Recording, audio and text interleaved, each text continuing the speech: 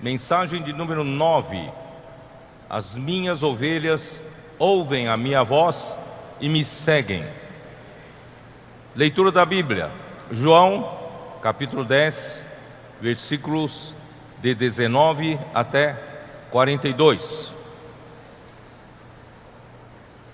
Depois que o Senhor Jesus disse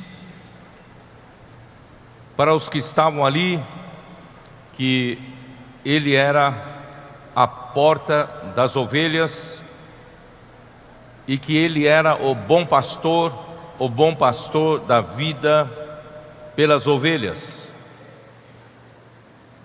E as suas ovelhas Ele conhece as suas ovelhas e elas também conhecem a Ele. E depois de dito tudo isso, versículo 19, já entrando para a mensagem de hoje.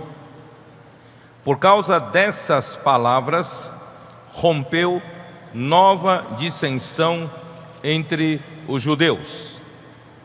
Muitos deles diziam: ele tem demônio, enlouqueceu, porque o ouvis? E outros diziam: este modo de falar não é de endemoniado. Pode, porventura, um demônio abrir os olhos aos cegos? Quer dizer, os judeus que estavam ali em volta, eles não conseguiam compreender o que Jesus falava. Aí, irmãos, quem anda na carne, Romanos capítulo 8, Romanos 8, versículos de 5 a 8 diz o quê?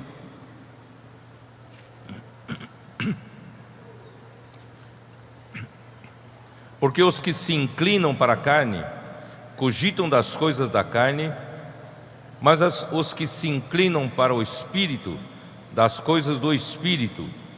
Quer dizer, eles eram pessoas carnais e os seus pensamentos eram carnais, se inclinavam para as coisas carnais, eles não conseguiam entender as coisas do Espírito, porque o pendor da carne dá para a morte, mas o do Espírito para a vida e paz. Por isso, se nós colocarmos a nossa mente na carne, é inimizade contra Deus, pois não está sujeito à lei de Deus, nem mesmo pode estar. Portanto, os que estão na carne não podem agradar a Deus. Não importa se você tenta fazer bondade, um bom homem, mas se você estiver na esfera da carne, os seus pensamentos vão estar na esfera da carne, e o resultado não é bom, não pode agradar a Deus. Por isso, irmãos, a arma de Paulo com relação aos que andam na carne, isso está em Efésios 6, 17. Senhor Jesus, Efésios 6, 17. Tomai também o capacete da salvação e a espada do Espírito, que é a palavra de Deus. Todas as armas, toda a armadura descrita em Efésios capítulo 6, ela tem apenas uma arma ofensiva. Essa arma é a espada do Espírito, que é a palavra de Deus. Então, para lutar contra Satanás, lutar contra o reino das trevas, ele domina as pessoas que foram envenenados pela árvore do conhecimento do bem e do mal, andam na carne, na esfera do homem natural. Não tem outro jeito de ajudar essas pessoas senão lutar pela espada do Espírito. Por isso Paulo, ele não perdia tempo em 1 Coríntios capítulo 2,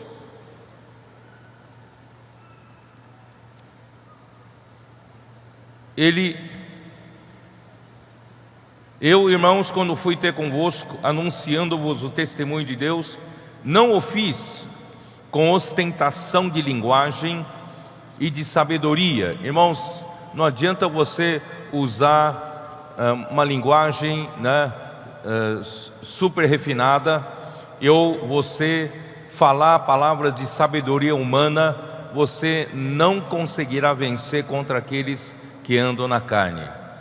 Por isso Paulo disse: decidi nada saber entre vós, senão a Cristo Jesus e este crucificado. E foi com em fraqueza, temor e grande tremor que eu estive entre vós. A minha palavra e a minha pregação não consistiram em linguagem persuasiva de sabedoria. Irmãos, não adianta você usar sabedoria, persuasão, né, ferramenta humana, recursos humanos para lutar por Deus, mas em demonstração do Espírito e de poder, para que a vossa fé não se apoiasse em sabedoria humana, e sim no poder de Deus. Se nós usarmos como arma a sabedoria humana, persuasão de linguagem, nós não conseguiremos, né, obter o resultado correto. O resultado correto é que a palavra tem que produzir a fé, né, no poder de Deus. Então, para levar a cabo o seu ministério, o apóstolo Paulo, ele disse que rejeitava as coisas, está em 2 Coríntios capítulo 4, ele diz o seguinte: pelo que tendo esse ministério, versículo 1, segundo a misericórdia que nos foi feita, não desfalecemos, pelo contrário, rejeitamos as coisas que por vergonhosas se ocultam, não andando com astúcia. Irmão, não adianta usar de astúcia humana, nem adulterando a palavra de Deus. A palavra de Deus tem que sair pura. Antes, nos recomendamos a consciência de todo homem na presença de Deus pela manifestação da verdade. Assim era o apóstolo Paulo. Ele não usava de ostentação de linguagem, de sabedoria humana, mas ele recomendava, né, a todos a consciência de todo homem na presença de Deus pela manifestação da verdade. Tudo que, né, ele falava, abria sua boca, a verdade era manifesta. Mas se o nosso evangelho ainda está encoberto, é para os que se perdem que está encoberto, nos quais o Deus desse século cegou o entendimento dos incrédulos, para que lhes não resplandeça a luz do evangelho da glória de Cristo, o qual é a imagem de Deus. Irmãos, aqui existe uma luta, não sei se vocês estão percebendo, né?